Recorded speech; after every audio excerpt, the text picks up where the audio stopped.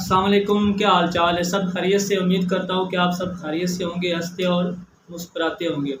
मेरा नाम है मोहम्मद तैयब और मेरा नाम है मोहम्मद आमिर। और आप देख रहे हैं हमारा यूट्यूब चैनल इंटरटेनमेंट रिएक्शन। आज हम बात करेंगे कि इंडिया की जो 6 मंथ की रिपोर्ट शाया हुई है, जारी हुई है, बिज़नेस के बारे में, इकॉनमी के बारे में। आज हम उस मौजू पर बात करेंगे। सबसे पहले तो हम ये वीडियो देखेंगे, फिर उसके बारे में बात करेंगे। अगर आपको ये वीडियो अच्छी लगे, आपने लाइक और शेयर ज़रूर करना है। हमारे चैनल को सब्सक्राइब कर दीजिएगा और आइए वीडियो करते हैं स्टार्ट। नमस्कार दोस्तों, स्वागत है आपका हिंदी नॉलेज शो में। तो दोस्तों, इस समय पूरी वर्ल्ड मीडिया में भारत को लेकर जोरदार बहस छिड़ गई है। इसका कारण है हाल ही में आई एक ट्रेड रिपोर्ट। दरअसल हुआ यह है कि हाल ही में भारत की जो विदेशी व्यापार की रिपोर्ट है वो जारी हो चुकी है और ये रिपोर्ट जारी हुई है पिछले 6 महीनों की, यानी कि इस साल के जो शुरुआती 6 महीने हैं, जनवरी से लेकर जून तक के, इस बीच की रिपोर्ट जारी हुई है। और इस रिपोर्ट में बताया गया है कि इन 6 महीनों के दौरान भारत ने दूसरे देशों के साथ कितना विदेशी व्यापार किया है। यानी कि सिर्फ इस रिपोर्ट में विदेशी व्यापार के बारे में बात की गई है, जो भारत के इंटरनली व्यापार होता है उसके बारे में नहीं।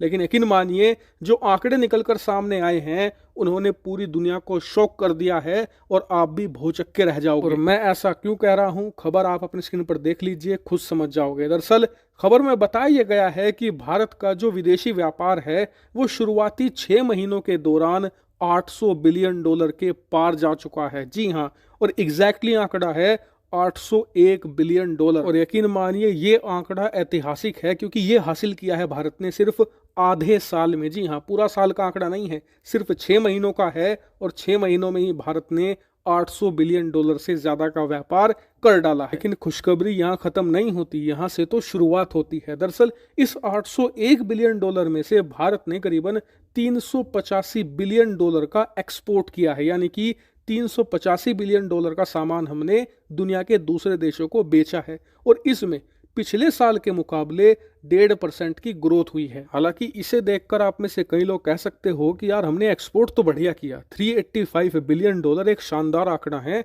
सिर्फ 6 महीनों में। लेकिन जो इसकी ग्रोथ है पिछले साल के मुकाबले 1.5% ही है, ये तो बहुत कम है। इसे तो कम से कम 4-5% होना चाहिए। तो मैं आपसे कहना चाहूंगा कि आप आश्वस्त रहिए, हमने इतनी ही शानदार ग्रोथ हासिल करी है। ये 1.5% जो दिखा रहा है, इसका राज छुपा हुआ है इंपोर्ट में। वो कैसे, मैं आपको बताता हूँ। देखिए, $800 बिलियन में से $385 बिलियन तो हो गया एक्सपोर्ट, कि हमने सामान बेचा। अब हमने जो सामान खरीदा दूसरे देशों से वो हो गया इंपोर्ट। वो कितना है?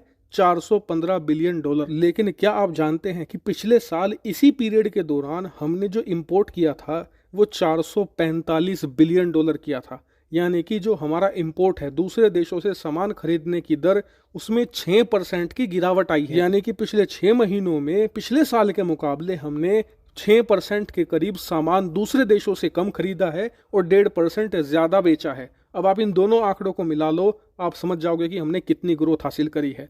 दरअसल 1.5% वो सिर्फ इसलिए आपको दिख रहा है क्योंकि भारत एक्सपोर्ट तो कर ही रहा है, लेकिन उसी के साथ हमारा ध्यान ये है कि ऐसे सामान जो दुनिया के दूसरे देशों से हम खरीदते हैं उन्हें हम भारत के अंदर ही बनाएं, जिससे कि इंपोर्ट को हम लगभग खत्म ही कर दें। इसीलिए भारत का ध्यान इस समय ज्यादा है आत्मनिर्भर बनने पर।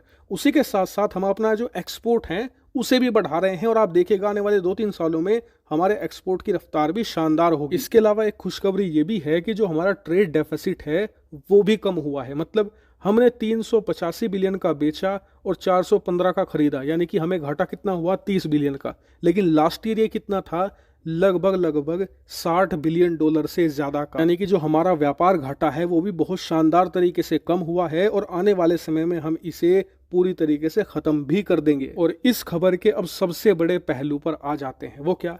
दरअसल मैंने आपको जो सारी खुशखबरी दी है ना, इसे आप डबल करके मानिए। क्यों? क्योंकि हमने ये सारे आंकड़े ऐसे समय में हासिल करे हैं जब दुनिया आर्थिक संकट से जूझ रही है। तो फिर चाहे यूरोप की सबसे बड़ी अर्थव्यवस्था जर्मनी ही क्यों ना हो, नेदरलैंड, इसके अलावा आधा दर्जन से ज्यादा अन्य यूरोपियन देश इस समय आर्थिक मंदी में जा गिरे हैं। सबकी हालत खस्ता है। दुनिया की दूसरी सबसे बड़ी अर्थव्यवस्था चीन डिफ्लेशन में जा चुका है, आर्थिक तबाही वहां आ रही है और इसका असर पूरी दुनिया पर पड़ रहा है। पूरी दुनिया के शेयर मार्केट डाउन जा रहे हैं। अब आप सोचिए, ऐसी परिस्थितियों में भी भारत ने इतने शानदार रिकॉर्ड दर्ज करे हैं। जरा आप खुद अंदाजा लगाइए कि अगर ये सिचुएशन बेटर होती, यूरोप में आर्थिक मंदी ना आती, तो भारत कितने ज्यादा रिकॉर्ड और तोड़ डालता। और इसीलिए भारत के लिए बहुत जरूरी है कि अगर हमें और तेजी से आगे बढ़ना है आर्थिक मामलों में, तो रूस यूक्रेन युद्ध खत्म करवाना ही होगा, क्योंकि जब तक ये युद्ध खत्म नहीं होगा तब तक भारत की जीडीपी रफ्तार 6 या 7% से आगे नहीं बढ़ने वाली। हालांकि ये भी रफ्तार दुनिया में फास्टेस्ट जरूर है, भारत दुनिया में सबसे तेजी से बढ़ने वाली अर्थव्यवस्था है, इसमें कोई शक नहीं, लेकिन भारत की ट्रू पोटेंशियल 6-7% की नहीं, डबल डिजिट ग्रोथ की है, यानी कि 10% से ज्यादा हमारी जीडीपी रफ्तार बढ़ सकती है। लेकिन इसके लिए जरूरी है रूस यूक्रेन युद्ध खत्म हो, क्योंकि जब ये खत्म होगा, दुनिया में स्थिरता आएगी, तब भारत की रफ्तार और शानदार होगी। ताकि पूरे मामले पर आपका ओपिनियन जरूर बताइएगा। Thank you very much for watching video. जी तो गाइस, आपने ये वीडियो देखी, आपने काफ़ी कुछ समझा और समझने की कोशिश की होगी। तो सबसे पहले तो किसी भी देश की तरक्की का राज या आगे बढ़ने की ग्रोथ जो होती है ना, उसकी पोर्ट एक्सपोर्ट में होती है।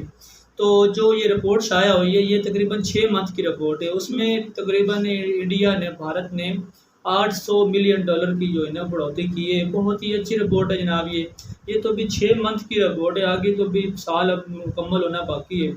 मगर इसी तरह उन्होंने बहुत अच्छी ग्रोथ की है, 6 महीनों में वो बहुत अच्छी रिपोर्ट आई। हाँ बिल्कुल, अगर वो इसी तरह 6 महीने और आगे भी जो कर रहे हैं वो तो अगर मेरा ख्याल है इसी रफ्तार से या इसी कोशिश से अगर आगे बढ़ाएंगे, उसको बेहतर करेंगे, तो मेरा ख्याल है कि 16 से भी क्रॉस कर जाएगी। मेरा ख्याल है 20 मिलियन डॉलर तक ये जाएगी। और किसी भी मुल्क की जो है ना तरक्की का राज जो है ना इसी में होता है। और जो है ना जब से मोदी आए ना, मोदी जी, तो उन्होंने अपने जो इसको ना काफ़ी ज़्यादा जो है ना ये इसको बेहतर किया है। वैसे भी इंडिया में बहुत ज़्यादा इन्वेस्टमेंट हो रही है, दूसरे देश जो है ना उसमें इन्वेस्टमेंट करने की कोशिश कर रहे हैं और दिलचस्पी ले रहे हैं। तो एक और बात जो होती है ना, जो सबसे अहम होती है, वो अगर उस खिते में अगर अमन कायम होना, तो उसके लिए जो सबसे बेहतर जो है ना अमन कायम होना है। वैसे भी रूस की और यूक्रेन की जो जंग चल रही है, इसमें बता रहे थे वीडियो में, उसका जो है ना ख़त्म होना लाजमी है।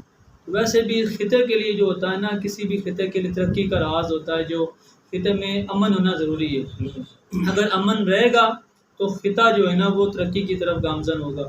अगर अमन व अमान नहीं होगा तो इसमें काफ़ी ज़्यादा नुकसान आते हैं। एक कंट्री का नहीं बल्कि सारे खिते का जो होता है ना, उसमें सारा दारो मदार इन्हिसार होता है सब इन चीज़ों पर। तो काफ़ी ज़्यादा कोशिश भी अच्छी है उनकी और काफ़ी बेहतरी की तरफ जा रहे हैं। उम्मीद है कि आपको ये वीडियो अच्छी लगी होगी। अगर वीडियो अच्छी लगे लाइक और शेयर ज़रूर कीजिएगा और हमारे चैनल को सब्सक्राइब कीजिएगा। हमें दीजिए इजाज़त, अगली वीडियो में आपसे मुलाकात होगी। अल्लाह निगहबान।